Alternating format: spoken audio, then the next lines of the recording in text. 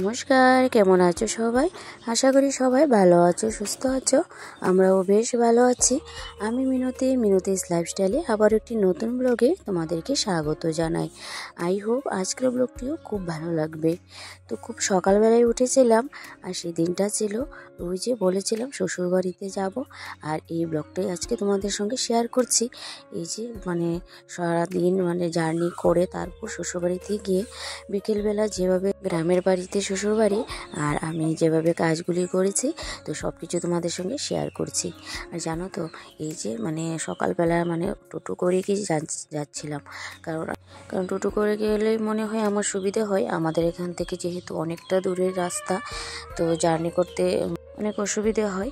তো প্রথমে চলে এসেছিলাম মাতাবাড়িতে, আর মাতাবাড়ি এসে জানো তো মায়ের মন্দির স্থান দিয়ে যাব, আর সেখানে মায়ের মন্দিরে যদি না যায় তাহলে ভালোই লাগে না।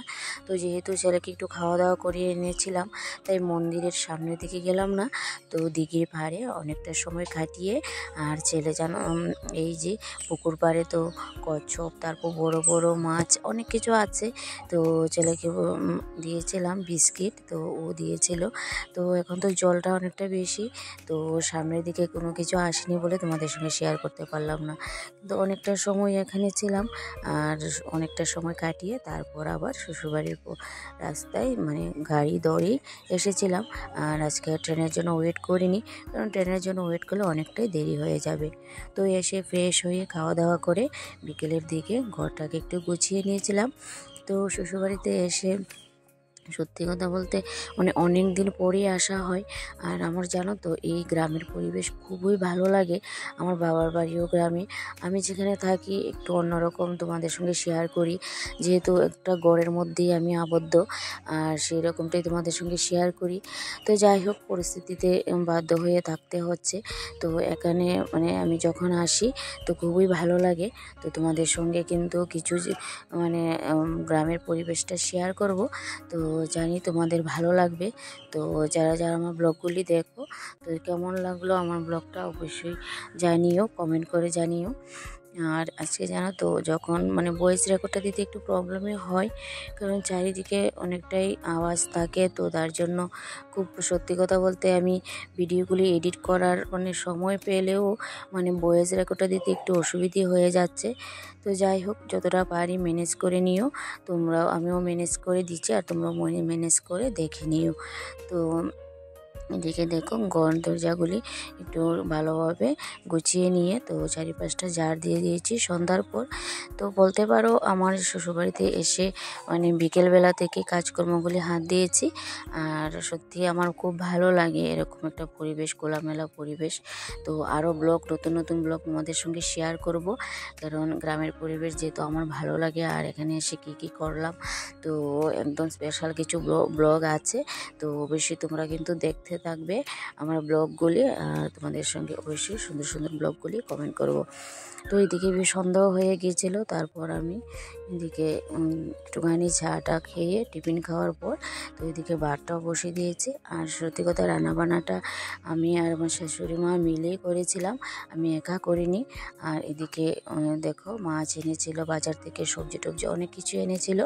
তো সেগুলি একদম সব কিছু ধুয়ে কাটা হয়ে গেছে, সবজিও কাটা হয়ে গেছে, মাছও ধুয়ে টুয়ে একদম রান্নাটা হয়ে যাবে। তারপর রান্নাবান্না হয়ে গিয়েছিল। আর এদিকে আমি তোমাদের সঙ্গে একটু শেয়ার করছিলাম। তো সত্যি জার্নি করে অনেকটা দূরের রাস্তা, আসতে তো অনেকটা প্রবলেম হয়, তো শরীরটা অনেকটা খারাপ লাগে। তো তার জন্য তেমন কিছু তোমাদের সঙ্গে শেয়ার করতে পারলাম না।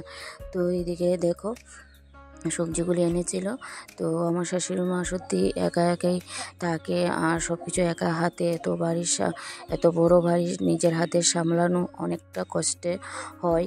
তো যাই হোক, তো আমিও সবসময় আসতে পারি না, তো চেষ্টা করছি আসার, যদি একবারে আসতে পারি তো ভালো হবে। তো এদিকে যাই হোক, আমার টুকটাক কাজ সেরে তো এদিকে সবজিগুলো এনেছিল, সবজিগুলিও গুছিয়েও নিয়েছি, আর এদিকে রান্নাবান্নাটাও চলছিল। তো তো এই আর কি আজকের ব্লগটা। যারা যারা দেখছো কেমন লাগলো অবশ্যই জানিও। আর গ্রামের ব্লগ দেখতে তোমাদের ভালো লাগে না আমি যেখানে থাকি এইখানের ব্লগ তোমাদের দেখতে ভালো লাগে অবশ্যই জানিও। আর যারা যারা খুব সুন্দর সুন্দর কমেন্টস করছো, যারা যারা আমার নতুন ইউটিউবে আমার ফ্যামিলিতে জয়েন করেছো তাদেরকেও অসংখ্য ধন্যবাদ। এভাবে সাপোর্ট করো, তো তোমাদের ভালোবাসায় যেন আরও এগিয়ে যেতে পারি। তো তোমাদের ভালোবাসা থাকলে অবশ্যই সব কিছু করা সম্ভব।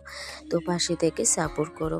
আর যারা যারা আমার অলরেডি আমার ভিডিওগুলি দেখছো, শেয়ার করছো, কমেন্ট করছো তাদেরকে অসংখ্য অসংখ্য ধন্যবাদ এভাবে পাশে থাকার জন্য। তো চলো এদিকে সবজিগুলি একে একে সব কিছু সবজি, অনেক কিছু সবজি এনেছিল, তো সবগুলি গুছিয়ে নিতে অনেকটা সময়ও লাগছিল। তো যাই হোক আমি ওইদিকে সবজিগুলি গুছিয়ে তারপর খাওয়া দাওয়া করে নেব। আর জানো তো এখন যেখানে দাঁড়িয়ে তোমাদের সঙ্গে শেয়ার করছিলাম তো ভয়েসটা, তো চারিপাশে কিন্তু পাখির কলরব আসছিল। আর এদিকে যেহেতু গ্রামের বাড়ি তো হাঁস মোরগ সব কিছুই আছে, তো এগুলির আওয়াজও কিন্তু আসছিল। তো আমি ভাবলাম যে এখানে দাঁড়িয়ে দিই, তো একটা নেচার ভাব লাগছিল, নেচার একটা আওয়াজ আসছিল, তার জন্য আমারও কিন্তু খুব ভালো লাগছিল। তো তোমরা শুনতে পারছো কিনা জানি না, কিন্তু আমি যখন ভয়েসটা দিচ্ছিলাম চারিপাশে কিন্তু একটা নয়েজ আসছিল। তো অন্য কিছু না, শুধু পাখির কলরব। আর হাঁস আছে, মুরগ আছে, তো পাখিও একটু একটু কলরব করছিল। তো এগুলিও আমি তোমাদের সঙ্গে একটু শেয়ার করলাম। তো যাই হোক সব রান্নাবান্নার পর খাওয়া দাওয়া হয়ে গেছিলো। আমি রান্নাঘরটাকে একটু ক্লিন করে গুছিয়ে তারপর আজকে ঘুমিয়ে পড়বো। আজকে ভিডিও